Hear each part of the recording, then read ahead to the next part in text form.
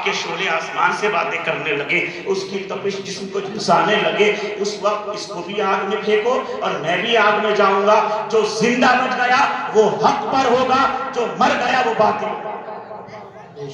اب آگ جلائی گئی، کنواں کھودا گیا، کنواں تیار ہے، اب آگ جلا دی گئی، آگ روشن ہے، آگ کے شعلے آسمان سے باتیں کر رہے ہیں، خوب آگ بھڑکا دی گئی ہے۔ اب اس دہریہ کا ہاتھ اور حضرت مالک بن دینار کا ہاتھ لوگوں نے رکھا، کہیں ایسا نہ ہو ایک دوسرے کو ہاتھ چھڑا کر بھاگ جائیں یا دھکا دے کر بھاگ جائیں۔ ان دونوں کا ہاتھ ایک دوسرے کے ہاتھ میں دیا اور دونوں سے کہا جائیے جناب آگ میں جائیے، آج ہم بھی تو دیکھیں کہ حق پر کون ہے اور باطل کون ہے۔ اب حضرت مالک بن دینار رضی اللہ تعالیٰ عنہ اس دہریے کا ہاتھ لے کر آگ میں کود جاتے ہیں۔ اب دونوں شخص حضرت آگ میں چلے گئے، لوگ منتظر کھڑے ہیں اب کیا ہوتا ہے، اب کیا ہوتا ہے، کون چلتا ہے، کون بچتا ہے، کون حق پر ہے، کون باطل ہے۔ اب دونوں آگ میں پڑے ہوئے ہیں، کچھ لمحہ گزرا، کچھ وقت گزرا، آگ ہلکے ہلکے نیچے آنے لگی، ٹھنڈی پڑنے لگی، وہ شباب کا عالم کم ہونے لگا۔ اب لوگوں نے دیکھا تو حیرت تعجب میں ہے،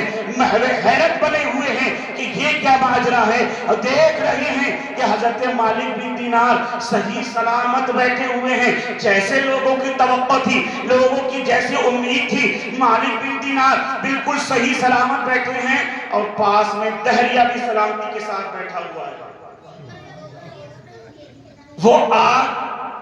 دہریے کو بھی نقصان نہیں پہنچایا، مالک بن دینار کو بھی نقصان نہیں پہنچایا۔ سنو مسلمانوں، حضرت مالک بن دینار اپنے رب سے عرض کرنے لگے، مولا میں جانتا ہوں، میرا ایمان ہے، یقین ہے کہ میں حق پر ہوں، یہ جھوٹا ہے، کذاب ہے، مگر مولا یہ کیا ماجرا ہے کہ یہ بھی بچ گیا۔ اللہ والے جو ہوتے ہیں نا اپنے رب سے جب بات کرتے ہیں نا تو وہ رات کی تنہائی میں کرتے ہیں، گوشہ تنہائی میں حال دل بیان کرتے ہیں۔ مصلی بچھایا، مالک بن دینار نے، رات کی تنہائی ہے، سنو مسلمانوں بزرگوں کی نسبت کیسے کام آتی ہے، سنو اور اپنی قسمت پر ناز کرو کہ اللہ نے ہمیں کیسے کیسے بزرگوں سے محبت کرنے والا بنایا ہے، کتنے بڑے آقاؤں کا گدہ بنایا ہے،